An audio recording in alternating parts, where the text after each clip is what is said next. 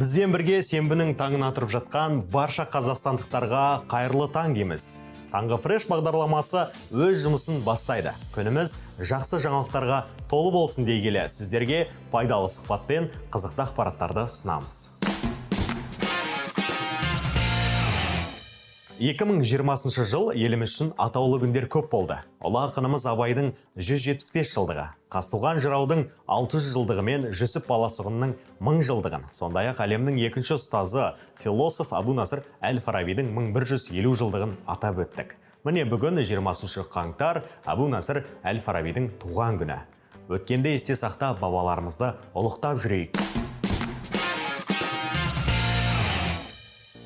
Ажырасыңыздар және одан ұялмаңыздар дейді танымал отбасылық психолог Ержан Мырзабаев. Ол қазақ отбасындағы басты қателік әр нәрсеге төзіммен қарау екенін алға тартады. Психологтың пайымдауына қарамастан, ол ажырасу статистикасын төмендетуді мақсат етеді. Ержан Мырзабаев таңғы фреш бағдарламасында қонақта. Ереке, студиямызға қош келдіңіз. Қош көрдік, Нұрлан. Рахмет. Көңіл-күйіңіз қалай? Жақсы, керемет, көңіл-күй жақсы, ауа райы жақсы. Ұйқыдан қалай тұрдыңыз? Ұйқыдан жақсы тұрдық. Мен өзім ерте жатып, ерте тұруға тырысам. Өйткені ерте жатқан кезде бақыт гормондары көбірек өңделеді, және таңертең жақсы көңіл-күймен оянатын боласыз. Тамаша, Ереке. Жалпы 2021 жыл қалай басталды? Қандай жаңалықтарыңыз бар? Көрермендермен бөлісіп отырсаңыз. Жаңалықтарымыз көп. Бұйырса біз отбасылық конфликттерді тиімді басқару байланысты онлайн курсымызды іске қосайын деп жатырмыз. Бітті, аяқталды.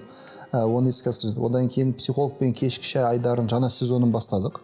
Карантиннен бері жалпы көрермендердің мазалаған сұрақтарға психологиялық тұрғыдан тегін онлайн консультация болатын кезде жауап беріп, әлеуметтік желі арқылы соны жүргізіп жатырмыз.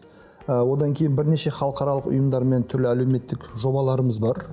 Біреуі осы ақпан айында аяқталу керек. Соның соңғы жұмыстарын жасап жатырмыз. Одан кейін тағы бір жаңа жастарға байланысты оқу әдістемелік құрал дайындап жатырмыз. Сон жұмысымен айналысып жатырмыз. Құрметті көрермендер, құрметті оқырмандар, бізді тыңдап жатқан, көріп жатқан кісілерге ескертіп айту керек. Психология әрдайым ақша емес. Психология әрдайым ақша емес. Психологиялық білім әлеуметтік желіде тегін түрде толып жатыр. Мынаны айтайын, мен психолог болмастан бұрын ағылшын тілі мұғалім болғам. Демалдыру үшін. Мен негізі бакалавр ағылшын тілі мұғалім, магистратура педагог психолог. Сөйтіп біздің мекемеден, біз Англиядан 2 мұғалім келеді. Ағылшын тілі мұғалімдеріне қалай ағылшын тілін үйрету керек екенін семинар. 2 күндік семинар тренинг. 2 күндік семинар тренингге 30 кісі қатысты, әрбір кісіге 150 паунд ақша төленді. Бұл примерно долларға шаққан кезде 9,000-10,000 доллар. Аз ақша емес. Олар 2 күнде шын мәнінде жоғары деңгейде семинар тренинг өткізді. Одан кейін керемет күшті ағылшын тілі мұғалім болып кеттік. Балдармен былай жұмыс істе, мынандай шара жаса, былай сөйлес, былай әңгімелес, кәдімгі сенімділік пайда болды, ұнады. Это стоило таких денег деген. Одан кейін семинар бітті. Соңғы кез сертификат таратылып жатыр, қоштасып жатырмыз, бірге суретке түсіп жатырмыз естелікке. И анда не бар жатыр. Сөйтіп анау мұғалімдердің біреуі сумкасына 2 кітап шығарды. Сөйтіп айтты да, сізге семинар ұнады ма деді. Я, ұнады деді. Осы семинардың барлығын біз мына 2 кітаптан жасадық деді. Айтқан мәлімет, берілген жаттығулардың бәрі осы 2 кітапта бар. Бұл 2 кітап дейді, әрқайсысы $10 тұрады. 10 доллардан 20 доллар тұрады. 20 доллардан. Сіздер дейді, $20 кітап алып, оқып, ерінген үшін 150 паундқа осылай келіп білім алып жатсыздар деді. Сол үшін білім алам деген адамға ешқандай шектеу жоқ, қарамаңыздар. Ойбай тек қана қымбат миллиондаған тренингке қатыссам ғана үйренем. Ойбай қымбат психологқа барсам ғана проблемам шешіледі. Ойбай сапалы мәліметтің бәрі тек қана ақшамен. Жоқ. Құнды интернетте тегін көптеген кітаптар да бар, курстар да бар, тренингтер де бар, видеолар да бар. Солардың өзін жүйелі түрде оқып тұрса, әжептәуір білім болады.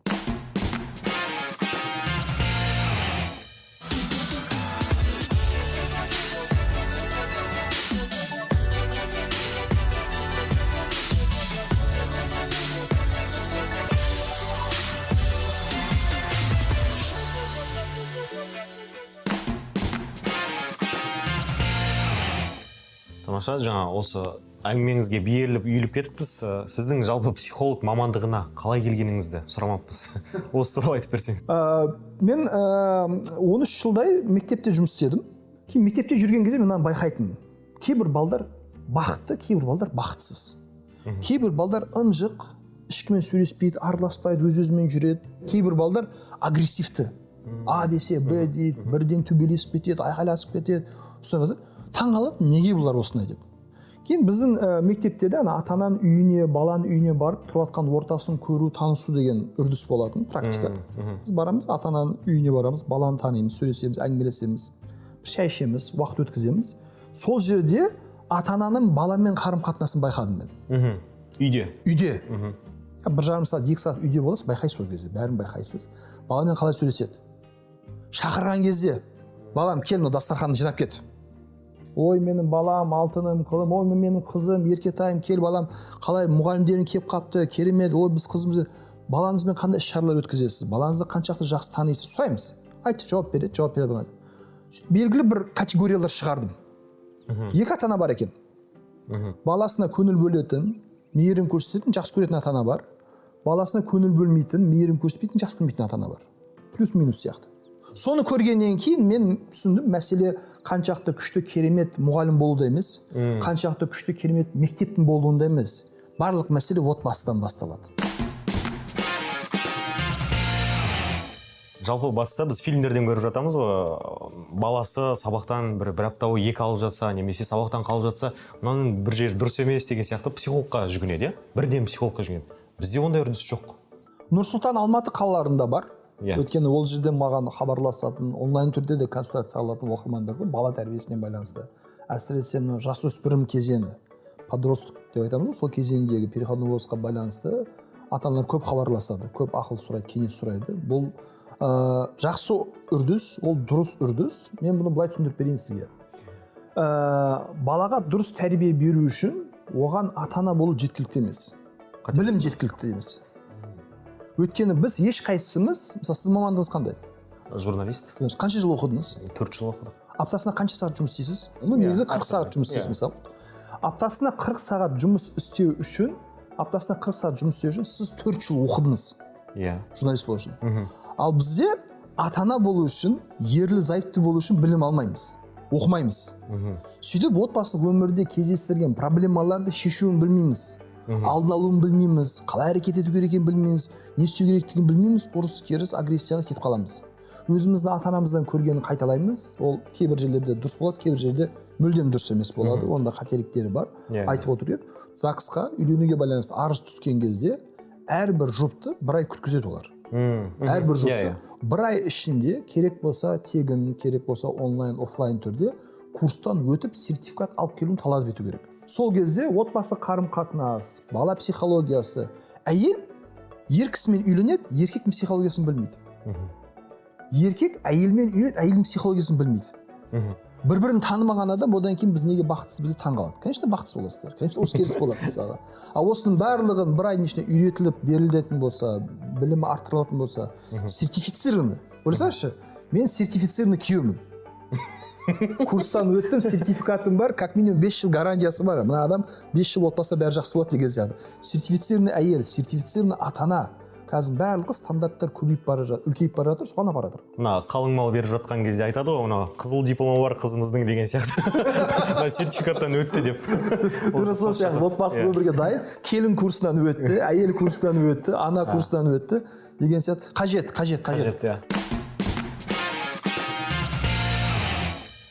Пандемияға қарамастан 2020 жылы Қазақстанда 120 мыңнан астам неке тіркелді. Көктем мен жазда статистика күрт төмендегенімен, күз бен қыс мезгілінде неке қиюшылар саны көбейген екен. Некені онлайн қалай тіркелуге болады? Келесі сюжет осы жайында. Ғашық жұптардың қол ұстасып ахажға бару дәстүрі күн өте қалып барады. Некеге тұру туралы өтініш беру үшін құжаттарды жинап, арнайы ахат бөліміне келіп, уақыт бөліп кезекте тұрудың қажеті жоқ. Азаматтарға арналған үкімет мемлекеттік корпорациясы болашақ ерлі зайыптылардың жұмысын әлде қайда жеңілдетті. Қағаз жүзіндегі қарым-қатынасты азайту мақсатымен онлайн электронды түрде өтініш берген тиімдірек. азаматтар үшін де мемлекеттік қызметшілер үшін де. Мынау карантин басталғанда бізге кәдімгідей көмек болды. Азаматтар үйден шықпай-ақ, олар үйден отырып өтініш береді. Бұрын тек қана бірінші рет некеге тұратын азаматтар, баласы жоқ азаматтар өтініш бере алатын. Қазір баласы бар адамдар да екінші рет некеге тұрған азаматтар да егов арқылы өтініш бере алады. Некені онлайн тіркеуде жұбайлардың әрқайсысында электронды цифрлы қолтаңба болуы өте маңызды. Өйткені қалыңдық та күйеу жігітте некенің тіркелуіне келісімін ЭЦК арқылы порталда растауы қажет. Растамаған жағдайда өтініштің күші жойылып, неке туралы куәлік берілмейді. Бывают такие случаи, когда один из них... Мынандай жағдайлар болады. Жұптың біреуі өтініш берген кезде, екіншісі міндетті түрде растау керек. Содан соң олардың жеке кабинеттеріне хабарлама келеді. Бірақ жастар жиі оны тексермейді. Міне мынандай күні өтініш бердік деп қана қояды. Ал сосын уақыт өткен соң бізге келеді. Бірақ іс жүзінде олар өтінішті соңына дейін бермеген. Әртүрлі жағдайлар болады. Біреулер бұған негативті көзқараспен қарайды. Қалыңдықтардың жылайтыны тағы бар. Күйеу жігіттер де реніштерін білдіріп жатады. Келеңсіз жағдайларды қайталамас үшін келесі маңызды қадамдарды есте ұстаңыз. ЭЦК кілтінің болуы, егов порталында авторлану, өтініш беру, банк картасын көмегімен 1 айлық есептік көрсеткіш мөлшеріндегі мемлекеттік баж төлеу және өтінішті растау. Некесін онлайн тіркеп, бүгінде бақытты отбасылық өмір сүріп жатқан ғашықтар да жетерлік. Солардың бірі Жандарбек пен Лимара Бектұрғановтар. Біз өтінішті маусымның 10-ында бердік, егов портал арқылы. Неке қию күні шілденің 13-іне түсті. Соған дайындалып жүрдік. Бірақ бірнеше күн бұрын президентіміз 13 шілдені коронавирустан қайтыс болған адамдарды аза тұту күні деп жариялады. Сол үшін көңіліміз қатты түсті. Осындай күнде некемізді қиғымыз келген жоқ. Солай Ахажға хабарластық, сұрадық. Бірнеше күнге ауыстырса бола ма деп, олар келісті. Неке қию адам өміріндегі ең маңызды сәттердің бірі. Құжаттарды жинауға уақыт кетірмей, үйлену тойға уайымсыз дайындала беруге болады. Ерке, осы Z буыны дейміз ғой, олардың психология жүгіну қаншалықты деңгейде жоғары екен білмеймін, бірақ біздің ата-аналарымыз немесе олардың ата-әжелеріміз айтып жатады, қайдағы психолог деп. Жалпы психолог деген әлемнен сөзден алшақ олар, ол кісілер. Бірақ та оған қарамастан ол кісілер мықтырақ, жүйке жүйелер, төзімдірек. Кім? Біздің ата-аналарымыз 90-80 жылдардың адамдар деп жатамыз ғой. Бірақ жүйке жүйелері мықтырақ олар, төзімдірек. Кез келген қиындыққа төзіп, жаңағындай бет бұрмайды. Осыны қалай түсіндіре береміз? Қиындыққа төзу бұл артықшылық емес, кемшілік. Өйткені қиындыққа түскен адам, мен зона комфортқа шыққым келмейді, өзгергім келмейді, күрескім келмейді, жұмыс істегім келмейді, осылай жүре берейін деп жүре береді. Бұл бір жетістік емес, бұны бәрі істей алады. Ал сол қиыншылықпен күресу, алып шығу, өзгерту, дамыту бұл еңбек қажет етеді. Мысалы, көшедегі бомжқа қараңыз, немесе ішімдікке берілген салынып адамға қараңыз, өмір рахат, кайф. Сол, мынау бейшара көшеде жүр, қиналып жатыр, жағдайы қиын деп айтасыз ба? Немесе бұл белгілі бір зона комфортқа кіріп алған. Зона комфорта обязательно бір комфортный диванда отыр емес. Зона комфорта өзіңіз санаңызды өзгерткіңіз келмеу. Біздің ата-аналарымыздың, ата-әжелеріміздің өкінішке орай, яғни қазір оны айту керек, мойындау керек, сондай бір кемшілігі болды. Сол қоғамды өзгертудің орнына, сол күйеуді өзгертудің, сол қиыншылықты өзгерту орнына, сол мойынсыну, үндемей, сол етегімен жүруді таңдады олар. Жүруді таңдады, және ол бір артықшылық ретінде көрінбейді. Қазіргі Z поколение болсын, жаңа келе жатқан ұрпақ, олардың барлығы ата-аналарына және ата-аналардың құндылықтарына бір қарсылық бар. Мысалға, қазір жас қыз жігітпен үйленген кезде, жігіт сәз қабағын түйсе, даусын көтерсе, столға қолын ұрса, сразу қарсы шығады. Тағы олай істейтін болса, мен ажырасам кетем дейді. Қыздар айтады. Ультиматум қояды. Ультиматум қояды. Бұрынғы аналар не істейтін еді? Сондай ма, мақұл, жақсы, жарайды болды, ашуына тимейін деп үндемейді. Қайсысы дұрыс? Екіншісінікі дұрыс. Өйткені ол қызда зорлық-зомбылыққа қарсы тұру иммунитеті бар. сенімділігі бар, ерік жігері бар, күші бар. Ал бұрынғыларда ондай болған жоқ. Жалпы қоғам солай өмір сүрді ғой енді. Әркімді жеке-жеке кінәламаймыз, өткен нәрсе өтті. И қазіргі қыздар не дейді? Мен анам сияқты қор болмаймын дейді. Қазір не болды? Әйел өз басына жеке тұлға. Кейбір кезде ер кісіге авторитет бермесе, білмеймін, авторитеті төмен емес мысалға. Бір анекдот бар ғой, әйелі жергілікті мектептің несі екен, директор екен бір ауыл жердің. Сөйтіп өтке танымал екен да. И оны там мысалға Гүлжанның күйеуі деп айтады екен. Нұрлан деп айтады, Гүлжанның күйеуі. Гүлжанның күйеуі. Яғни күйеуі екінші статуста тұр. Гүлжан. Сүйені шашап кеткен да, құрсыншы мен ажырасам деген ажырасқан. Ер адам айтқан ажырасқан. Ер адам. Әйелінің күленкесіне жүрегім келмейді деп ажырасқан ғой енді. Жылдар өтеді, и бір кездескен кезде, Гүлжанның бұрынғы күйеуі емес пе деп айтады екен. Әлі сол Гүлжанның күйеуі болып жүр екен да, ажырасқанның өзінде. Яғни қазір әйел толыққанды жеке тұлға, өзінің белгілі ұстанымдары бар, және біреу бір-біріне тәуелді болу емес, бір-бірін толықтыру жолында жұмыс істеу керек. Қаржат мәселесі деген бар, яғни әмиян кім ұстау керек деген сияқты. Немесе мен ұстаймын, әйелде кейбіреулер әйеліне беріп қояды. Осы тұрғысында қалай не істеу керек? Бұл жерде екі маңызды фактор бар. Біріншісі, әмиянды кім ұстайды? Екіншісі, болатын айтқан кезде шығыстарды кім жоспарлайды, кім шешім қабылдайды.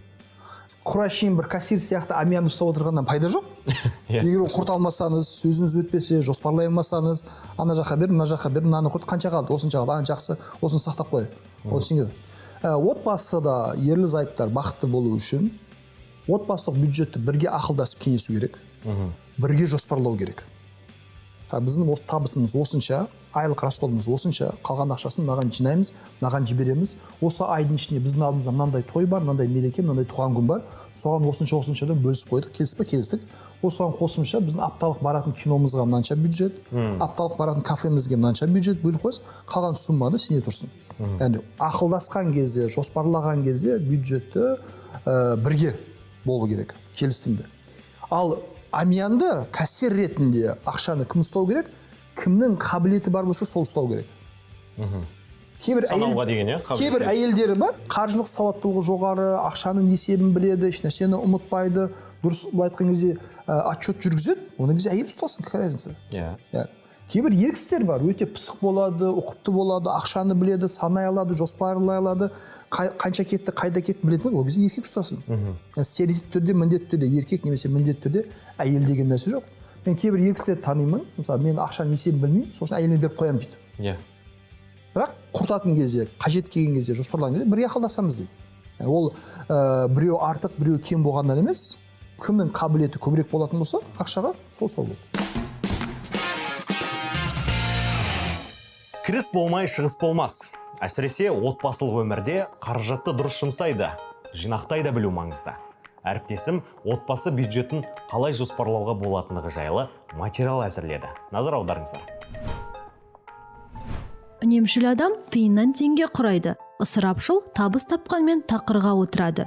Отбасылық өмірде ортақ бюджет болғандықтан әр тиын маңызды. Қала тұрғындарынан отбасы қаржысын қайда және қалай жұмсайтынын біліп қайттық. Отбасылық бюджетті енді келісіп ұстаймыз. Жалпы қаржылай сауаттылығы бар адам ұстау керек. Отбасылық. Әйеліме, күйеуіме ол жалпы қазақ болған нәрсе емес қой, конкретно бір адам ұстау керек деген. Үйдің керек жағдайын, балаларға қаражаттың барлығын ер адам тауып беруге міндетті деп ойлаймын. Ал әйел адам ол әкелген үйге алып келген несібені ыңғайластыру керек. Отбасының бюджетін екеуі бірге ұстау керек деп ойлаймын. Үйдегі қожайын ұстау керек. Қалай депозит қолданамыз реті келгенше. Жинауға уақыт жоқ, ипотека бар. Депозитті енді өзім қолданбаймын, негізі. Альхамдулилла, балаларымыз да бар. Білмеймін, аламыз, құртамыз. Жинамаймыз, шынымды айтсам. Жинамаймыз. Отбасының арман тілектерін орындауда артық ақшаның рөлі көп екені айқын. Сондықтан қаржыгерлер кіріс пен шығыс жоспарын құрса, көптеген қаражат мәселесінің шешімі табылады дейді. Основные инструменты. Біріншіден, ақшаны қайда жұмсайтыныңызды анықтау қажет. Екіншіден, тұрақты түрде шығын есебіңізді жүргізу керек. Ақшаны қалай басқаруды білгеннен кейін сақтандыру туралы ойлана бастауға болады. Өкінішке орай сақтандыру құралын қазақстандықтар қолдана бермейді. Қаржыны басқаруды үйренгеннен кейін, сақтандыруды пайдаланғаннан кейін инвестиция жайлы ойлансаңыз болады. Олардан тек депозит пен жылжымайтын мүлік туралы ғана білеміз. Ал қазір қаржы фонды ашылды. Қаражатты сауатты жұмсай білуді бала кезден үйренген абзал. Отбасы бюджетіне бекем болу үшін шығынды азайту жолын қарастыру керек, немесе табыс табудың қосымша жолын қарастырған жөн. Ең бастысы, қаржыны бірге ойласып, бірлесе жоспарлау ұтымды екенін ұмытпайық.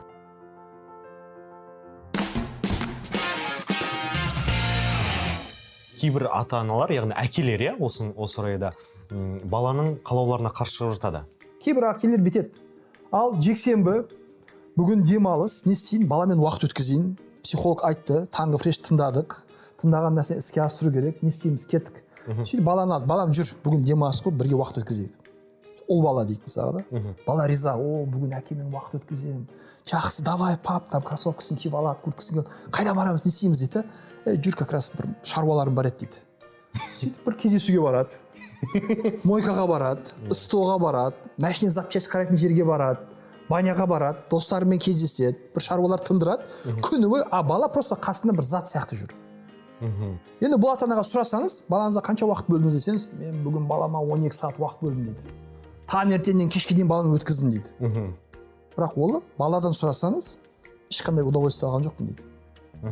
Потому что 12 сағаттың ішінде әкем мен 10 минуттар сөйлескен жоқ дейді. Өз шаруаларын тындырып жүрді. Просто мен за компанию жүрмін, яғни, что қасында, что телефон, что мен, разница жоқ. Телефон қасымызға алып жүреміз, балам алып жүріп уақыт өткізіп жатырмыз.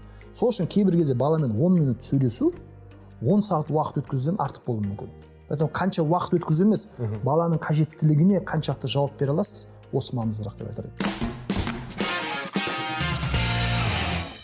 Шаңғы, коньки, сноуборд және сырғанақтар. Бұлар қыста отбасымен қызықты уақыт өткізуге мүмкіндік сыйлайды. Әріптесім сіздер үшін елордадағы сырғанақтарды аралап, ең үздігін таңдады.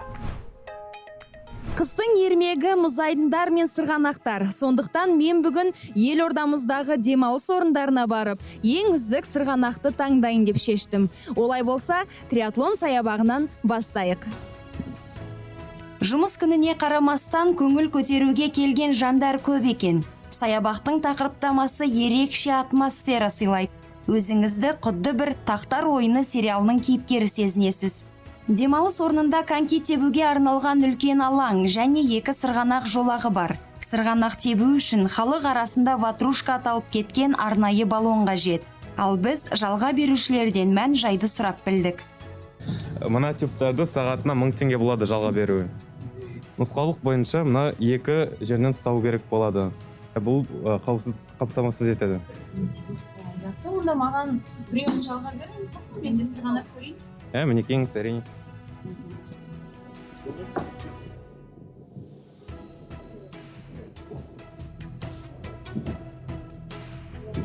Баллондар өте жеңіл, кішкентай балаларға да тасымалдауға қиындық тудырмайды. Ал сырғанақ жолағы ұзын және жылдамдығы орташа. Жалпы саябақ келген қонақтардың көңілінен шығуда. Осы саябаққа биылдық енді бірінші рет келіп тұрмыз. Көңілімізден шығып жатыр, негізі әдемі істелінген. Істеген адамдар да негізі жақсы ойластырған, бүкіл сырғанағы бар, коньки тебетін жері бар, барлығы жақсы, әдемі деп ойлаймыз. Қауіпсіздікке мән береміз, машина көліктер аз болған жақсы, негізі көліктер бөлек тұрады, сол үшін балаларға уайымдамауға болады. Триатлон паркіндегі сырғанақтарды сынап көрген соң президенттік саябаққа аттандық. Маған ұнады, әсер американдық сырғанақтан кейінгі әсерден кем емес. Жалпы ауданы 800 квадрат метрді құрайтын сырғанақ 6 жолақтан тұрады. Қауіпсіздікті қадағалаушы адамдар да бар. Бұл демалыс орнының ұпайын арттыра түспек. Қауіпсіздікке адамның санына байланысты болады. Егер адам көбейетін болса, спасательдер көбейеміз. Бізде 10 спасатель бар осында. Жоғарыда бір қадағалаушы тұрады, сол қадағалаушы бәрін реттеп тұрады. Біртіндеп жіберіп, төменге түскеннен кейін де артқа кетуі мүмкін ол. Соларды біз бері реттеп шығарып тұрамыз. Келесі сырғанақ Ханшатыр маңайындағы алаңда орналасқан. Бұл жерде де коньки тебетін және 4 жолақтан тұратын кішігірім сырғанақ бар. кішкентай бүлдіршіндермен демалуға қолайлы жер. Көптен бері сырғанақ теппеп едім, бүгін керемет әсер алдым. Құрметті көрермендер, қорытындылайтын болсақ, ерекше атмосфера алғыңыз келсе, онда триатлон саябағына барып көріңіз. Жылдамдық, адреналин маңызды болса, президенттік саябаққа барғаныңыз дұрыс. Ал жанұялық демалыс үшін сіздерге Ханшатыр маңайындағы саябақты ұсынамыз. Қош, сау болыңыздар, демалыстарыңыз керемет өтсін.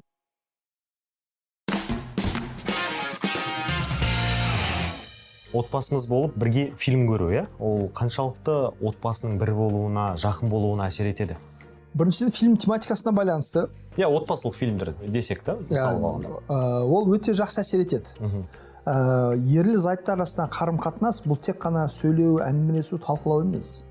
Кейбір кезде просто құшақтасып отыру, бір-бірінің жылылығын сезіну, қолын ұстау, істеуге болмайтын нәрселерді істеу. Мысалы, фастфуд жеуге болмайды, біз тек қана кино барған кезде жейміз мысалы.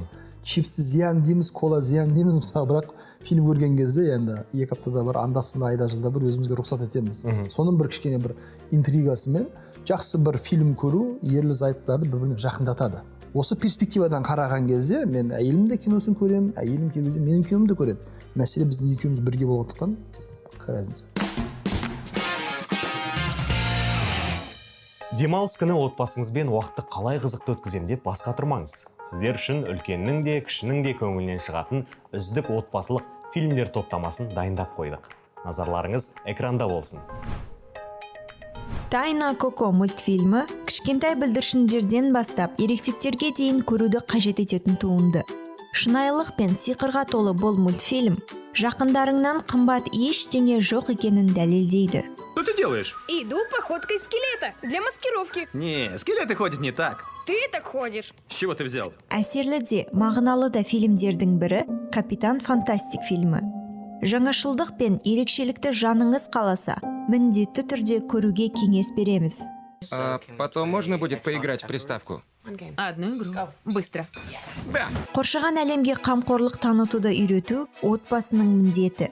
Осы орайда жан-жануарларға сүйіспеншілік пен әрі жауапкершілікпен қарауды «Собачья жизнь» фильмі дәріптеуге көмектеседі.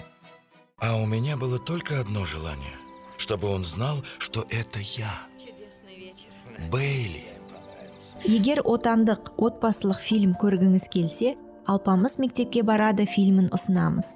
Балалардың өз рөлдерін шынайы сомдауы фильмді ерекшелендіреді. Бұл фильмді қай заманның баласы көрсе де жақсы әсер алады. Егер сіздің балаңыз вундеркинд болса, не істер едіңіз? Бар қабілетін ашасыз ба, әлде қарапайым бала секілді балалық шағын өткіздіресіз бе? Одаренная фильмі міне осы сұрақтардың жауабын ашып береді. 7695, квадратный корень 87,7 с мелочью. Балаңыздың сезімі мен сыры жайлы хабардарсыз ба? Сіздің назарыңызға Чудо фильмін ұсынамыз.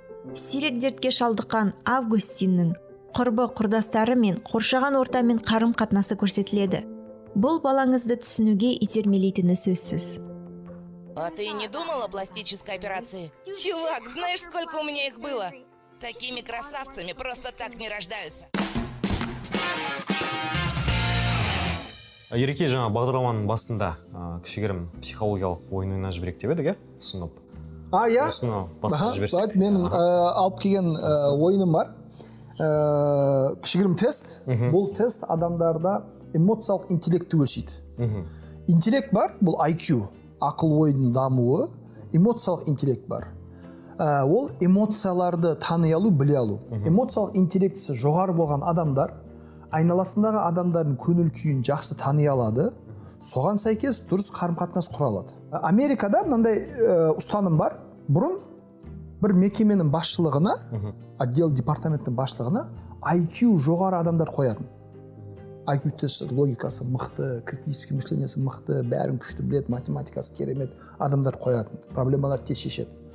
Бірақ ондай адамдардың белгілі бір уақыттан кейін текущий кадр, яғни жұмыскерлердің ауысуы көбейіп кетті. Ауысу көбейді. Ал әрбір келіп кеткен маман бұл қосымша ақша, қосымша шығын.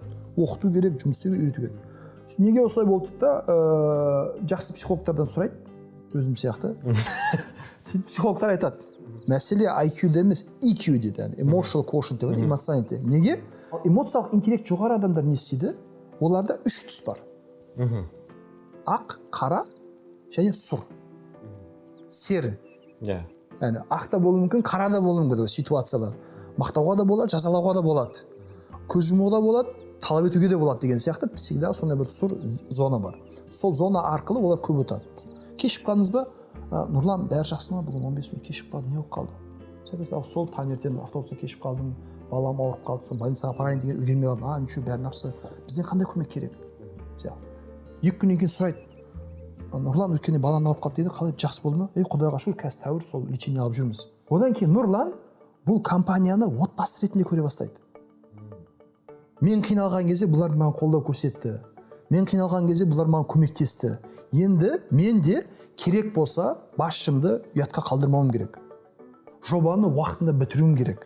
Керек болса демалыс күні мен добровольно өзім келіп жұмыс істеймін. Мына компанияны ұятқа қалдырмай табысты болу үшін. Бұл эмоциялық интеллекттің жоғары болу. Сол үшін компанияларда не істейді? Эмоциялық интеллекті жоғары адамдарды қояды. Эмоциялық интеллекті жоғары болған адамдар жақсы басқарушы болады. Тіл табыса алады да. Окей. Енді біздің тест қандай? Көрермендермен бірге ойнап отырайық.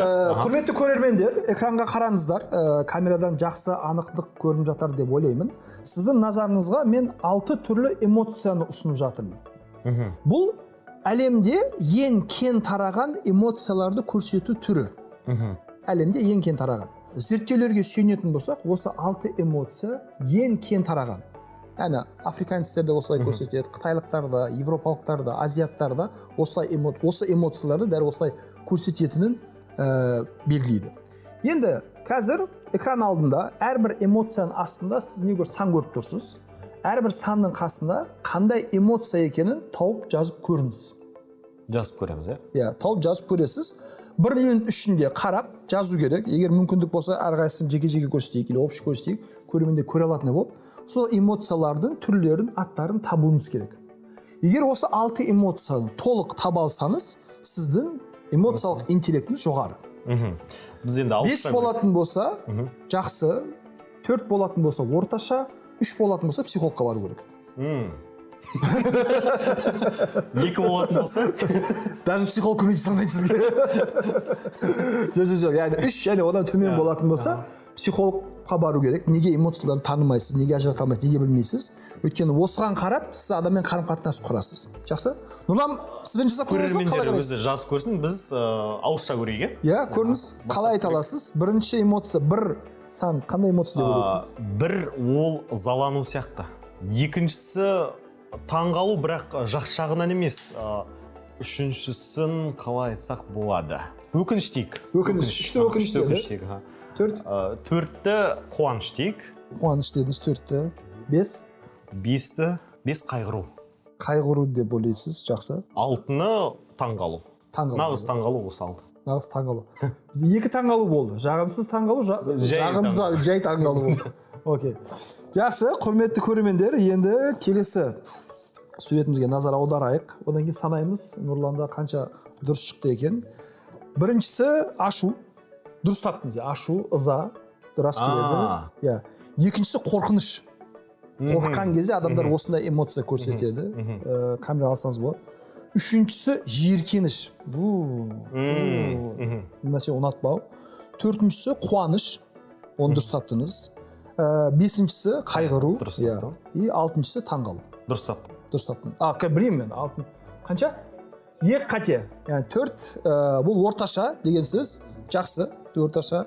Нұрлан, сіздің эмоциялық интеллектіңіз орта және ортадан жоғары деп айтуға болады. Болады. Бұйырса, яғни. Пока что сізге психолог керек жоқ.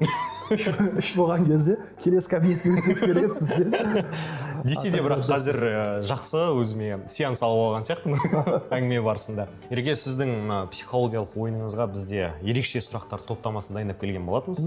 Дайын болсаңыз, қысқа ғана. Бірінші, Трамптың твиттерін бір күнге берсе, не деп жазар едіңіз? Семинарыма келіңдер деп жазар едім. Тамаша. Екінші, сіздің ең жақын досыңыз ұры болып шықса, полицейлерге ұстап бересіз бе? Ұстап беремін. Ұрлықтың аты ұрлық болу керек. Сіз туралы Голливуд фильм түсірсе, басты рөлді кімге берер едіңіз? Өзіме. Мені менен жақсы кім таниды? Дұрыс. Сізге әлемде ең сұлу, ең бай адам боласыз, бірақ сізді сүйгенде ықылықтай істесе, келісесіз ба? Келіспеймін. Байлық, бақыт байлықта емес. Тамаша.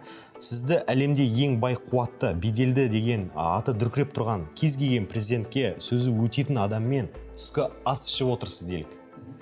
Бірақ бір сәтте ол сіздің ең жақын досыңыз туралы өсек айта бастады.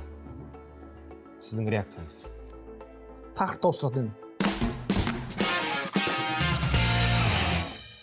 Ертең 24 қаңтар. Тәтті мейрам халықаралық эскимо күні. Бұл балмұздақ бақытты балалық шағымыздың символы. Эскимоны үй жағдайында дайындағыңыз келсе, Маржан Нұртазина қалай дайындау керектігін айтып береді. Арайлап атқан таңдарыңыз шуақты болсын, қымбатты көрермен. Баршаңызды халықаралық эскимо күнімен құттықтаймын. Бүгін бізге балмұздақ дайындау үшін шеф-кондитер Құндыз Рахманқұлова келді. Қош келдіңіз, Құндыз ханым, қайырлы таң. Қайырлы таң. Бүгін біз балмұздақ дайындаймыз, иә? Оған алдымен не керек, айтып өтсеңіз? Кілегей керек, одан кейін қойытылған сүт, шоколад.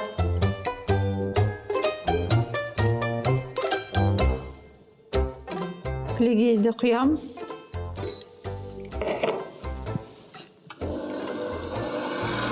Жай немен айналдырамыз.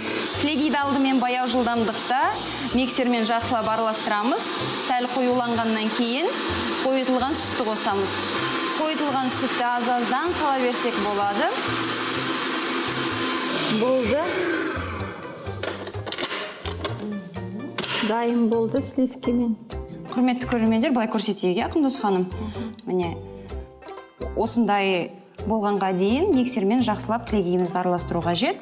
Балмұздақ жартылай дайын, енді осындай қағаз ыдыстарымызға немесе үйде кәдімгі ыдыстарға сала берсеңіздер болады. Үстінен еще шоколад құйылады. Балмұздақты осылай тегістеп аламыз. Енді бұған таяқшамызды орналастырамыз дәл ортасынан. Эскимо балмұздағын біз қазір тоңазытқышқа жібереміз. Ол қатқаннан кейін шоколад глазурмен әрлеуге кірісеміз. Балмұздақтарымыз дайын, қатты, енді шоколад глазурмен қаптаймыз. Шоколадымызды ертіп алдық. Құндыз ханым, шоколад глазурын қалай дайындауға болады? Қандай тәсілдері бар, айтып өтсеңіз? Шоколадты кілегеймен қосып араластырып екеуін ертеміз. Яғни микроволновкада ерітуге болады, немесе су моншасында ерітуге болады, иә? Иә. Балмұздақтарымызды мына ыдыстардан босатуымыз қажет.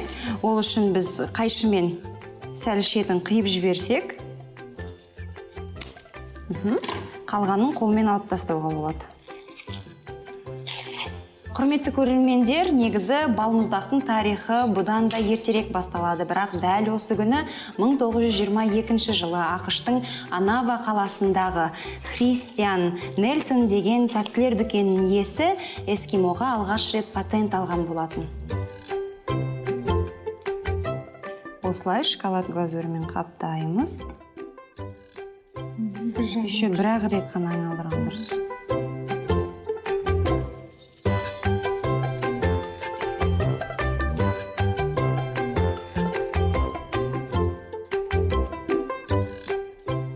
Құрметті көрермендер, осымен біздің эскимо дайын. Астарыңыз дәмді болсын. Ал біз дәмін татып көрейік.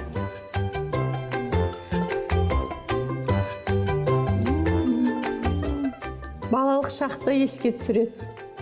Дұрыс айтасыз, нағыз бақытты балалық шақтың дәмі.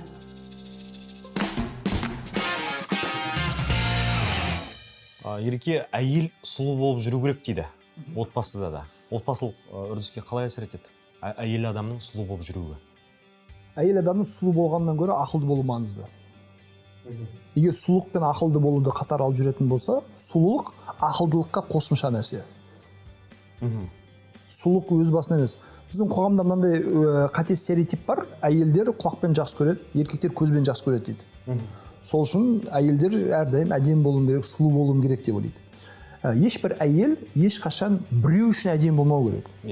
Өзі үшін әдемі болу керек. Өзіне ұнайтындай әдемі болу керек. Және үйлендіңіз ғой. Үйленгеннен кейін сіздің жолдасыңыз, күйеуіңіз сізді сол қалпыңызбен таныды, көрді, ұнатты, ғашық болды. сол қалыпты сақтап қалуға тырысу керек қолыңыздан келгенше. Ал егер белгілі бір отбасылық жағдайларға байланысты, мысалы жүкті болып қалдыңыз, бала дүниеге әкелдіңіз, 3 балаң бастыңыз, шаршап жатсыз, ондай кезде қосымша тағы да сұлу болуым керек деп стресске түсіп қиналудың керегі жоқ.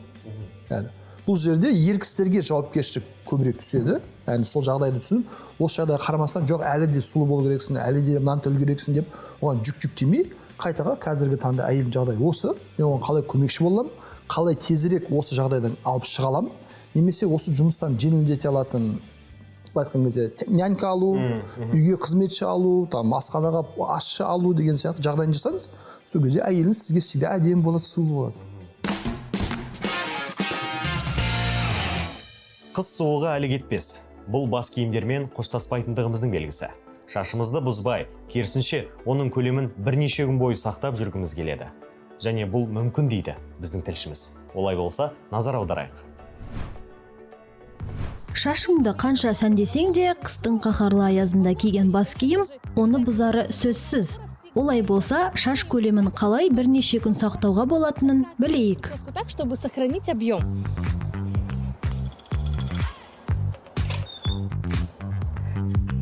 Сәлеметсіз бе, Алена? Сәлеметсіз бе. Қалай шаш көлемін сақтауға болатынын білу үшін келдім. Керемет, сіз білетін жерге жүгіндіңіз. 5 күндей ұсталып тұратын мега көлем жасаймыз. Мен сонда бас киім кисем де бәрібір әдемі боламын ба? Иә, әрине. Керемет.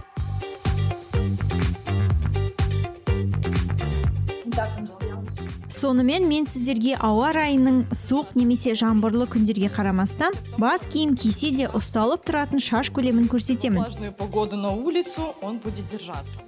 Біздің кішкентай құпиямыз осы плойка гофре. Бұл туралы көбі біле бермейді. Сондықтан осы жайлы айтып берейін. Ол осындай кішігірім, қолда ұстағанда ыңғайлы. Енді бет бөлімінен бастаймыз.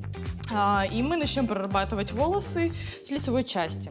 Ол үшін тым үлкен емес шаш бөлігін алып, барынша абайлап гофремен байқалмайтындай етіп басамыз. Деликатным само гофре, чтобы оно сильно не выделялось.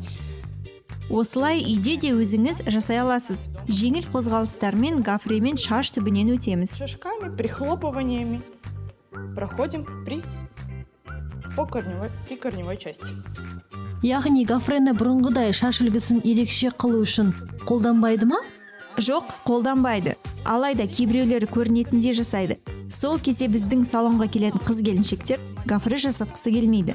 Бірақ көлем ұсталып тұру үшін оны мүмкіндігінше ыңғайлы және көрінбейтіндей етіп жасаймыз. Что вам будет максимально комфортно, это будет клево держаться, и вы не будете переживать за объем.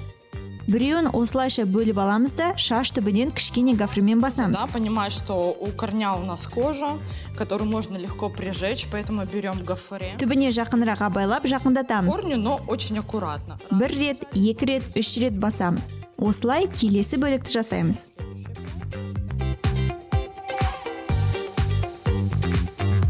Және шашқа арналған лакты аямаңыз.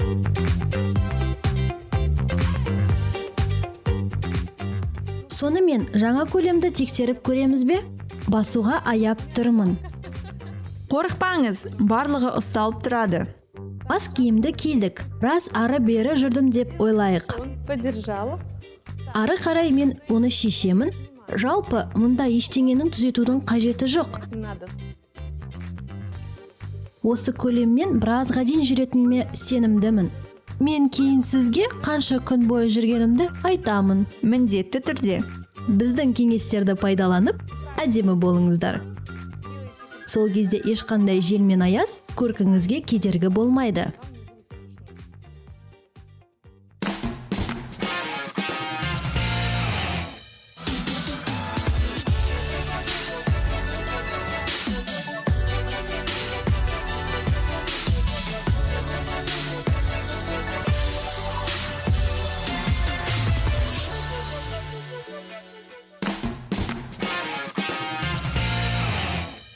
Ереке, енді 2020 жыл індет болды, яғни кейбір үрдістеріміз басқаша болып кетті деген сияқты.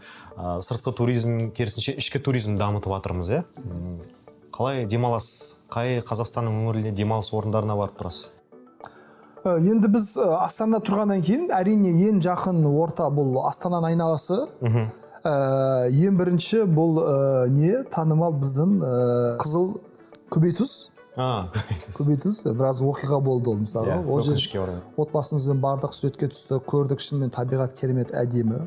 Одан кейін Астананың айналасында біраз көлдер бар. Суға түсуге бардық, шомылуға бардық отбасымызбен. Судың жағасында пикник істеуге бардық. Қосымша біздің Бурабай бүкіл туризм тартатын жер. Ол жерге жиі барып тұрамыз. Сезонда бір рет баруға тырысамыз. Жазда бір ерекше әдемі болады. Қыста бір ерекше әдемі болады деген сияқты. Соған барып тұрамыз. Одан кейін осы мен пандемияға байланысты қала арада қарым-қатынас құру қиын болды.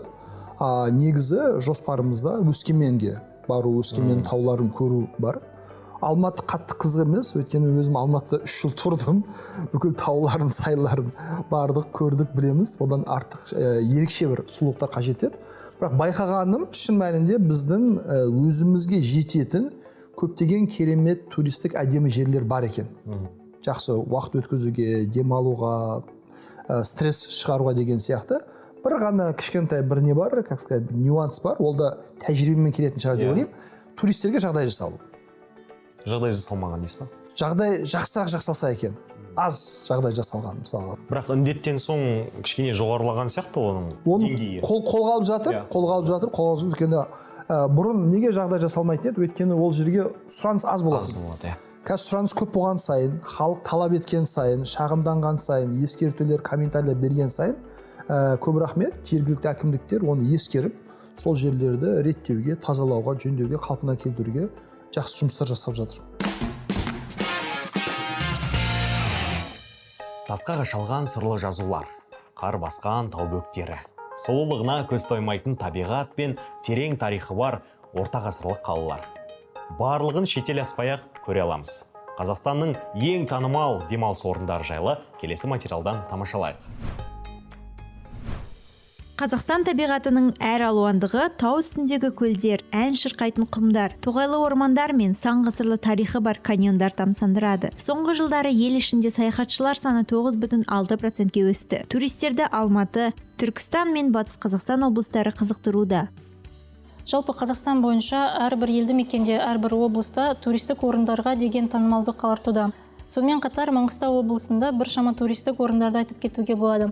Мысалы, Бекет ата, Шақпақ ата, Бозжыра, Бозқараман ата. Яғни бұл орындарда биыл қызығушылық өте арта түсті деуге болады. Во-первых, все были... Мен сүрген кадрлар мен суреттерді көріп таң қалды. Бұл шынымен Қазақстан ба деген сұрақтар қойды. Көп адам үшін бұл таңға жайып. Ал мен үшін Маңғыстау ғарыш іспеттес. Қазір бұл жерлерде саяхаттау әлде қайда оңай. Өйткені жаңа жол салынды. Бұрын Бекет атаға дейін грейдер болған. Ал қазір тамаша асфальтты жол. Еліміздің басқа аймақтарында да туристік орындарының инфрақұрылымы айтарлықтай жақсаруда. Әлемге әйгілі Қожа Ахмет Яссауи кесенесі саяхаттаушыларға тартымды бола түсті. Оның айналасында ауқымды абаттандыру жұмыстары жүргізілді. Киелі орындарға барған кезде сен іштей қанаттанасың, іштей рухани азық аласың, іштей өз еліңнің, өз жеріңнің тарихымен етене танысасың. Ерекше маған әсер еткен жерлердің бірі ол Ақмешіттің бірі болатын. Ақмешіттің бірі бұл Шымкент, қазіргі Түркістан облысында орналасқан. Одан бөлек Тұттыбұлақ сарқырамасы бар. Бұл енді киелі жер емес, дегенмен де мен бұрын соңды болып көрмеген жер. Сол ең бір менің өткен жаздағы ойымда қалған орындардың бірі, және де Шардараның қызыл құмы. Шардарада бөлек жер екен, ол жердегі қызыл құмның құрамы шетелде, мысалы қазір бүгінгі таңда бізге жарнамалайтын Түркияның танымал жағажайлары сияқты біздің Шардарамыздың өз елімізде де бар екен. Еліміздің шығысы ормандар мен таулы сарқырамалары мен, ал солтүстік замартас түсті көлдермен танымал. Қазақстанның оңтүстігі ұлттық нақышы мен тарихын сақтаған көне қалалар, ал батысымызда қар басқан тау бөктері мен шөл даласы таңқалдыруда. Қазақстанның киелі жерлеріне барып, күш қуат алып, керемет әсер алыңыздар. Реке, енді өз бағдарламамызды тамамдаймыз. Біздің шақыруымызды қабылған үшін сізге үлкен көп рахмет айтамыз. Сізге рахмет шақырғандарыңыз үшін. Солай кеп тұрсаңыз болады. Бұйырса. Құрметті көрермендер, алда көретіндеріңіз отандық кәсіпорындар туралы Q-бренд бағдарламасы. Қош сау болыңыздар.